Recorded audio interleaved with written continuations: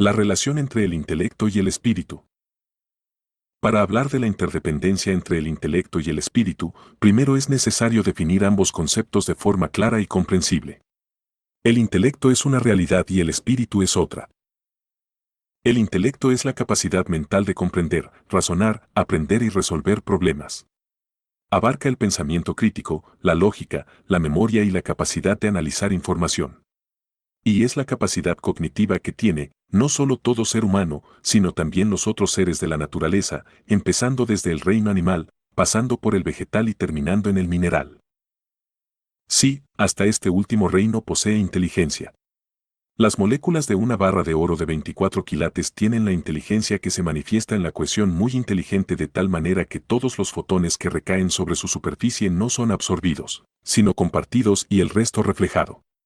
Es una inteligencia que se observa en el brillo.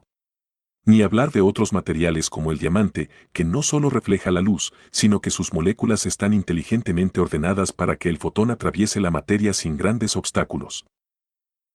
En el reino vegetal se ha visto, por ejemplo, que un árbol no es un ser vivo aislado, sino que tiene, junto con otros árboles, un Internet muy bien constituido.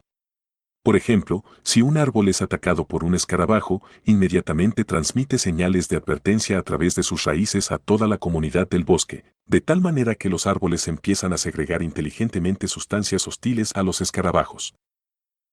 Y, por último, en el reino animal, la mayor capacidad cognitiva es más fácil de observar. Incluso se manifiesta en un crecimiento intelectual conforme pasan los años.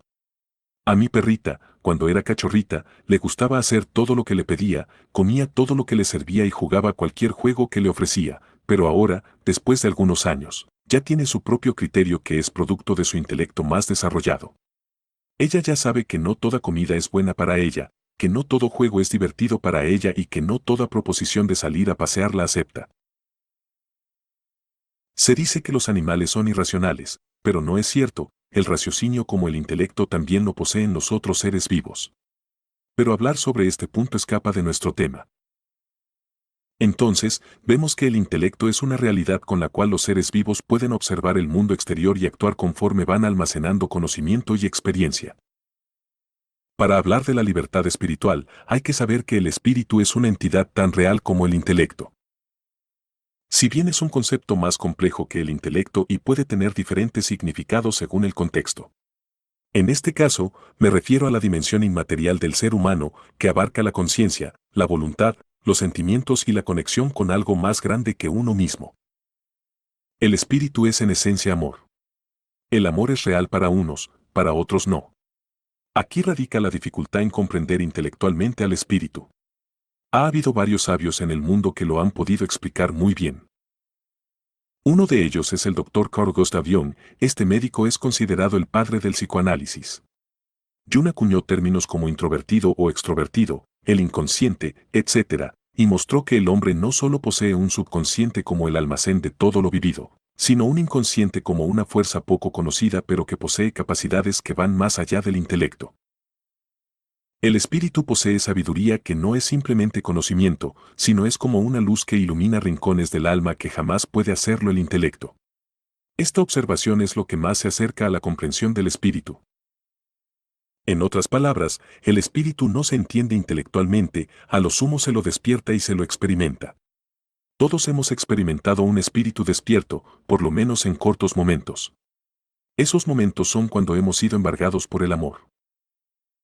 Una persona que experimenta su espíritu con mayor permanencia sabe que posee una libertad ilimitada que va más allá de la limitada libertad del intelecto.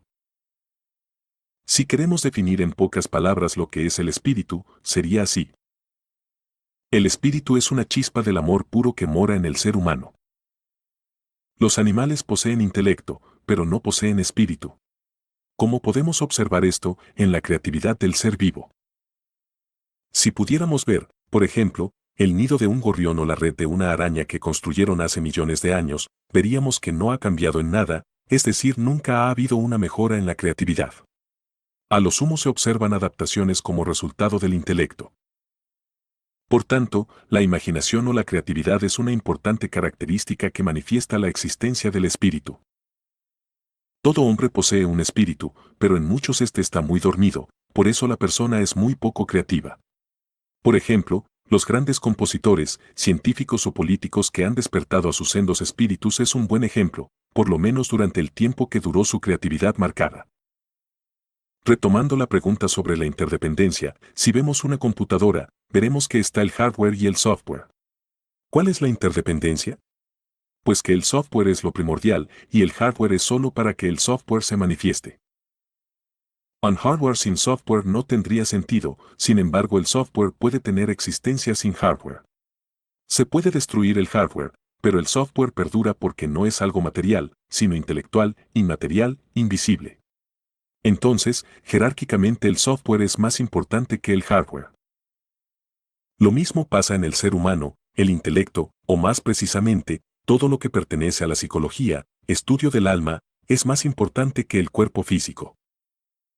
El cuerpo físico tiene que estar muy sometido a estrictas leyes biológicas, como lo muestra la NMG, el cuerpo, por lo tanto, no debe poseer mucha libertad de acción.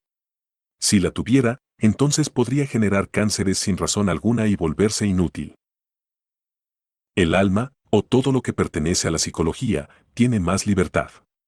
Puede pensar, entender, razonar, observar lo bueno y lo malo, puede gustar de buenos sonidos o colores y hasta puede enamorarse hasta el extremo de volverse loco. Aquí se manifiesta un mayor grado de libertad, pero no es absoluta. El intelecto puede comprender muchas cosas, pero jamás podrá comprender el amor, o la voluntad, o la sabiduría, o la misericordia. Porque estos elementos son únicamente partes del espíritu y no del alma. Como había dicho anteriormente, un intelecto que quiere entender el infinito se puede volver loco. ¿Qué le pasó al genial Friedrich Nietzsche? Un hombre que ha aportado mucha filosofía muy valiosa al mundo. En 1889 Nietzsche sufrió un colapso mental con la posterior demencia y megalomanía.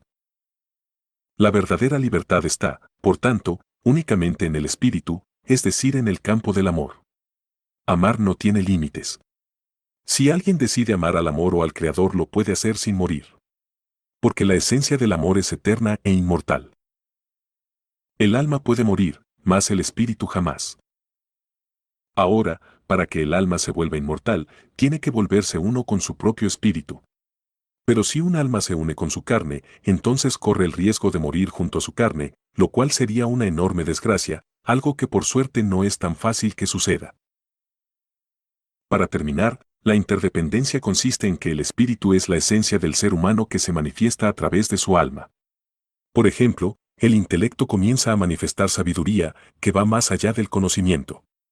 Y un alma saludable tendrá un cuerpo también saludable si es que le conviene al espíritu.